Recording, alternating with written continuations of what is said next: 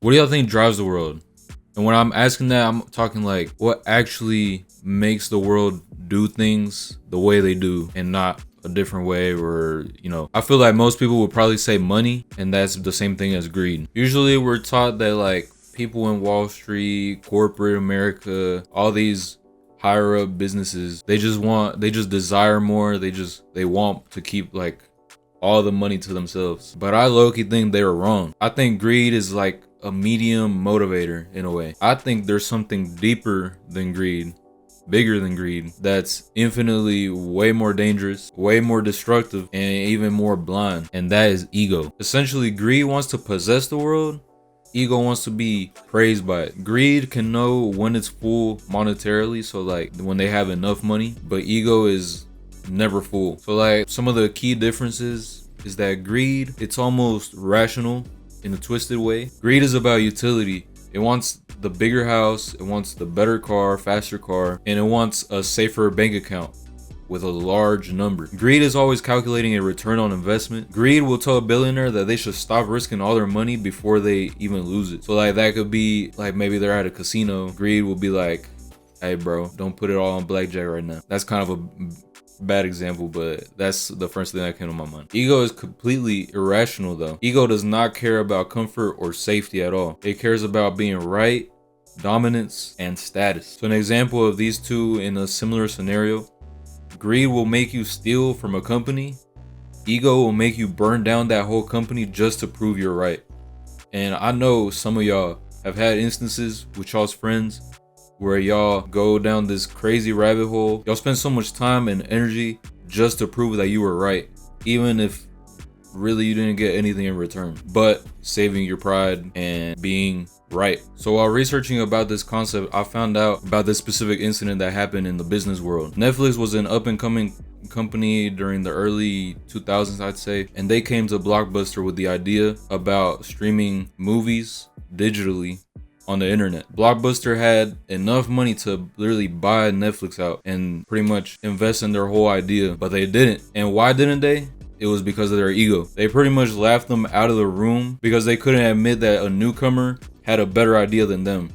And look at where they are now. Netflix is very successful and Blockbuster went bankrupt. Another example about how greed and ego go in the casino. Greed walks up to a blackjack table to win, but when greed loses everything trying to win back whatever they have lost, that is not greed anymore. That's ego. That's ego refusing defeat to the casino or the dealer. And then in history, conquerors of land, they don't conquer just because they actually need more land. They already have plenty of land. They do it because they want their name etched in history, which is ego. They want to be praised and talked about by future generations. So essentially, greed has a price tag, but ego demands your sanity, your relationships, and your reality. So many people will destroy their lives just to not say, I was wrong, I wasn't right. So really think about all the bad arguments you've been, all these political debates. People will literally go to the extremes as to like vandalism, killing each other, assaulting people, etc. In the end, it's never about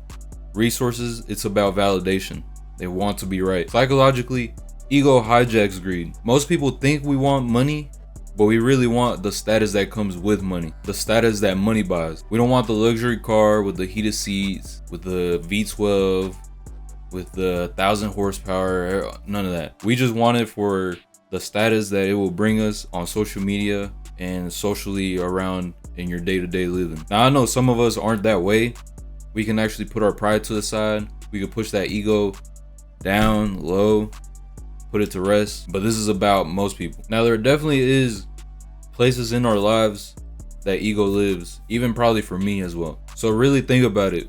Where is ego ruling in your life? Are you holding on to a bad investment, a dead-end job, a toxic relationship just because walking away feels like a failure to you? Really think about that. Greed can be managed with math and boundaries, but ego requires self-awareness. If you don't learn to tame that ego that you have, it will use your greed to destroy you. Anytime you make a decision in your day-to-day life, really think about that.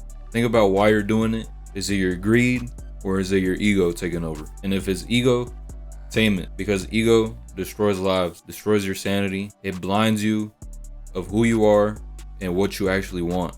out of life. I hope y'all enjoyed this video of me talking about greed and ego. This is just a concept that was on my mind. I just wanted to talk about it. I personally am not an egotistical person.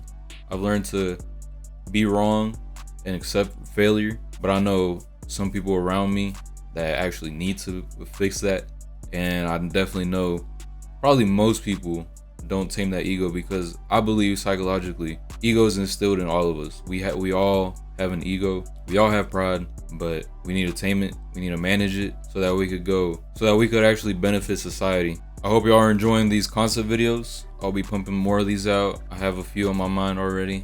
I'm probably gonna record some more right now. And yeah, y'all like, comment, subscribe, and let me know if y'all even want more concepts for me to talk about. Like if you have a specific concept that you want me to talk about and do a deep dive and research, let me know, please. And I'll see y'all later.